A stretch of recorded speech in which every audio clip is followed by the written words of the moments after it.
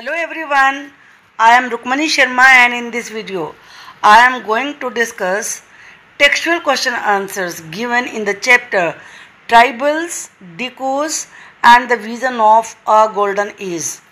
This is chapter 4th from class 8th history. Let us start with the fill in the blanks. The British described the tribal people as savages and wild. British tribal लोगों को जंगली या असभ्य मानते थे. The method of sowing seeds in jhum cultivation in India is known as. जो seeds को बोने का मेथड है झूम कल्टीवेशन में इंडिया में, उसे कहा जाता है ब्रॉडकास्ट. ये याद रखिए कि ये बीज बोने का तरीका था. The tribal chiefs got land titles. Land titles का मतलब क्या होता है? लैंड पर मालिकाना हक के, आप भी उसी के मालिक हैं. In central India under the British land settlement. जो सेंट्रल इंडिया में ब्रिटिश लैंड सेटलमेंट था उसके अनुसार जो ट्राइबल सरदार थे, चीफ थे, उनको लैंड टाइटल दिए गए थे, ज़मीन के मालिकाना हक दिए गए थे. Tribals went to work in tea plantations of Assam. ध्यान में रखिए, असम में चाय के बागान हैं. चाय के बागान को ट्री प्लांटेशन कहा जाता है और वहाँ पर ट्राइबल लोग काम करने के लिए गए थे. बिहार में कोल माइंस हैं, कोयले की खदानें हैं, तो वहाँ पर काम करने के लिए गए थे. असम में टी प्लांटेशंस और बिहार में coal mines. Now true and false. Jhum cultivators plough the land. Land को प्लो करते हैं यानी कि उस पर हल चलाते हैं. एंड सो सीड्स और बीज बोते हैं. नहीं, ये फॉल्स है, क्योंकि झूम कल्टिवेटर्स में पहले उनको ट्रीज के टॉप काटे जाते हैं, उनमें फिर आग लगाई जाती है, जो राख होती है, ऐश होती है, उसे बिखेरा जाता है और उसके बाद फिर सीड्स स्कैटर करके बिखेर कर बोए जाते हैं. Cocoons were brought from the Santals and sold by the traders at 5 times the purchase price. Santhal भी एक ट्राइब का नाम है, तो उनसे ब्रिटिश लोग कोकून्स खरीदते थे. कोकून क्या होता है? जो सिल्क वर्म होता है, वो अपने चारों तरफ एक घेरा बना देता है जिसके अंदर वो रहता है, और ये कोकून ही सिल्क होती है. तो वो उसे संथाल लोगों से खरीदते थे और फिर ट्रेडर्स को 5 गुना रेट पर बेचते थे. तो ये ट्रू है. बिरसा अर्ज का मतलब होता है अपील करना. हिज फॉलोअर्स कौन होते हैं? जो अनुयायी होते हैं, जो उन्हें फॉलो करते हैं. टू प्योरीफाई देमसेल्फ, कि अपने आप को प्योरीफाई करें. गिव अप ड्रिंकिंग लिकर होती है शराब. शराब पीना छोड़े. गिव के बाद अगर आप लगता है तो उसका मतलब त्याग करना होता है, छोड़ना होता है. And stop believing in which craft and sorcery. और जो जादू टोने होते हैं, जो विच क्राफ्ट यानी कि चुड़ैल में विश्वास रखते हैं, इसमें विश्वास करना बंद करें.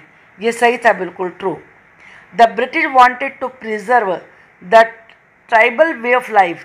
ब्रिटिश चाहते थे कि जो ट्राइबल लोग हैं वो अपने जीवन के तरीके को जो पहले से आ रहा है उसको मेंटेन रखें. नहीं, वो ये नहीं चाहते थे. ये फॉल्स है.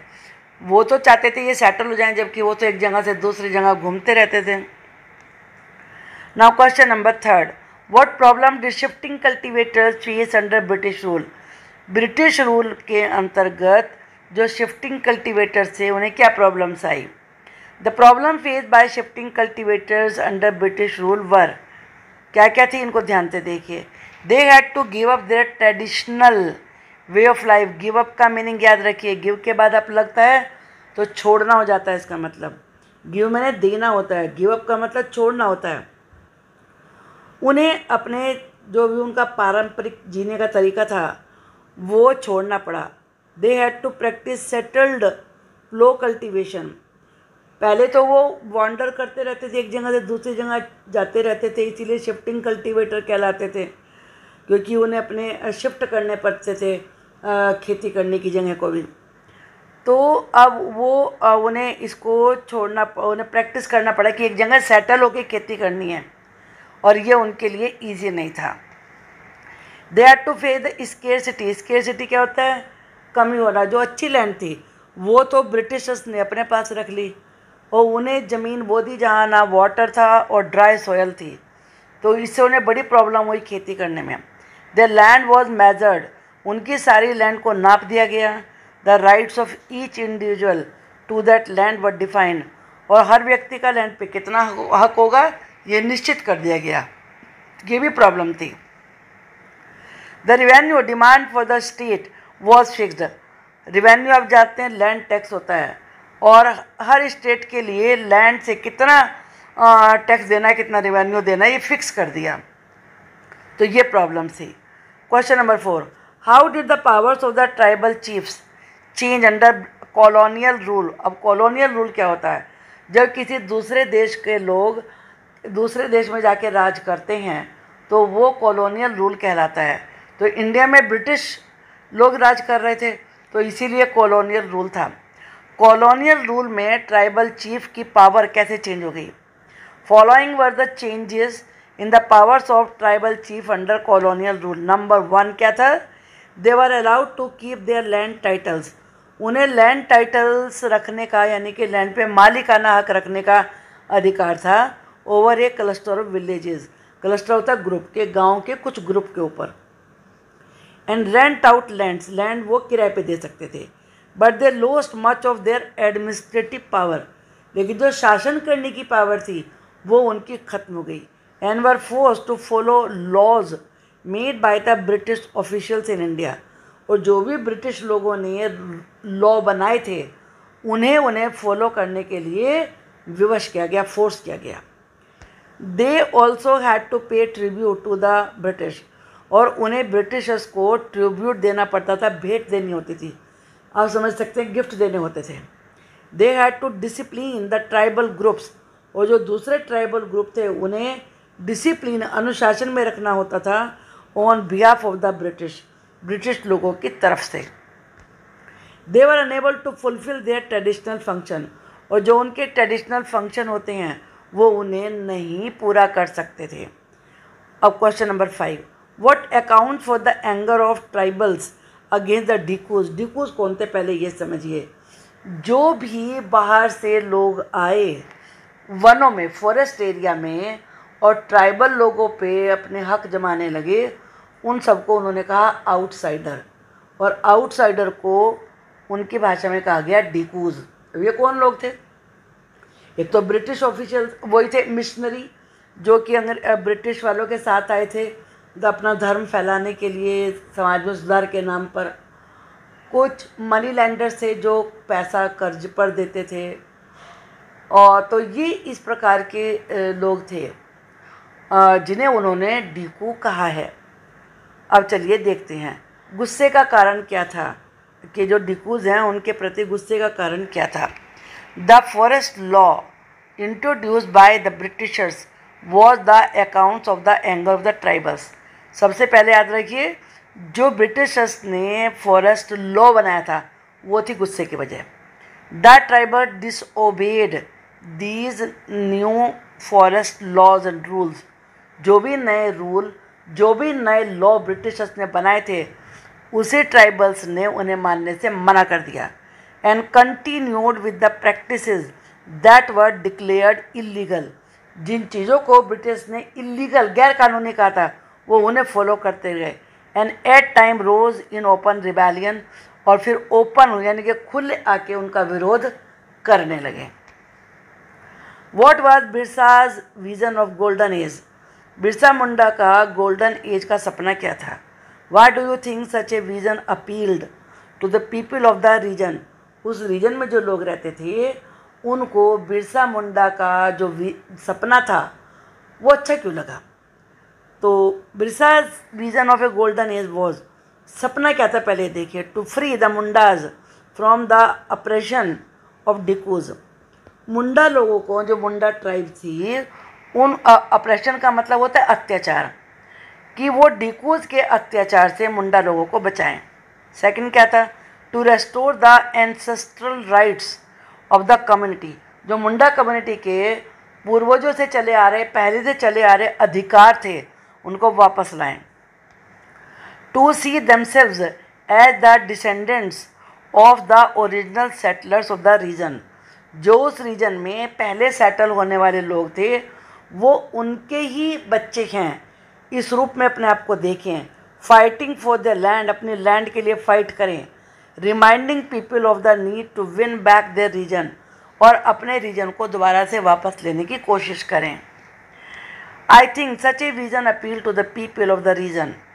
इस विजन ने लोगों को बहुत प्रभावित किया, उन्हें अच्छा लगा।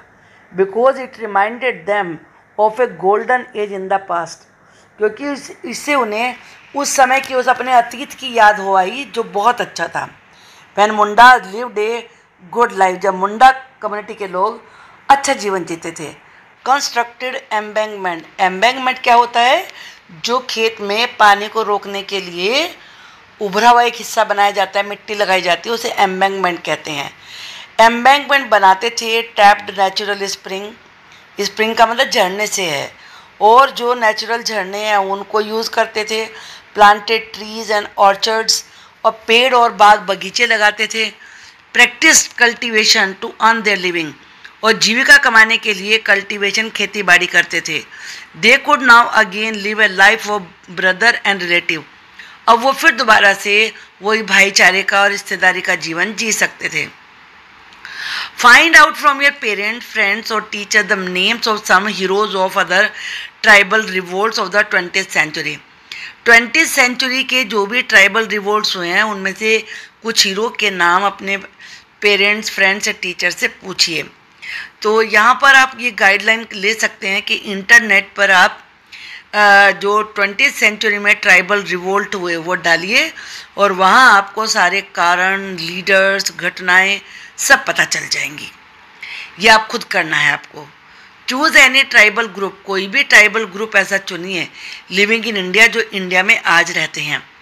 Find about our their customs and way of life, उनके रीति रिवाज और जीवन के तरीके के बारे में पता करिए। How their lives have change in last 50 years, और ये भी पता लगाइए कि पिछले 50 सालों में उनकी ज़िंदगी कैसे बदली है।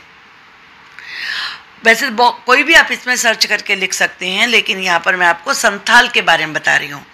अमंग द ट्राइबल ग्रुप्स में the Santhals have well organise social structure. संथालों का जो सोशल स्ट्रक्चर है, समाज में रहने का तरीका है, वो बड़ा संगठित है। सम ऑफ द कस्टम, जो उनके कुछ रीति रिवाज हैं, वे ऑफ लाइफ, जीवन जीने का तरीका है ट्राइबल लोगों का, वो इस प्रकार से है। Most of the tribals are ignorant about the outside world, जो बाहरी दुनिया है ज़्यादातर ट्राइबल्स उनके बारे में कोई जानकारी नहीं रखते। And are happy with their own custom, beliefs and culture, जो भी उनके रीति रिवाज हैं, विश्वास हैं, कल्चर है, उससे खुश हैं। The tribal women are fond of wearing jewellery, और जो ट्राइबल वुमेन है उन्हें ज्वेलरी पहनने का बड़ा शौक है। Which is made of animal और फॉरेस्ट प्रोडक्ट्स, जो कि या तो एनिमल के पार्ट से, जैसे उनके टीथ से, और या फिर जो भी फॉरेस्ट में चीज़ें होती हैं उनके बने हुए होते हैं।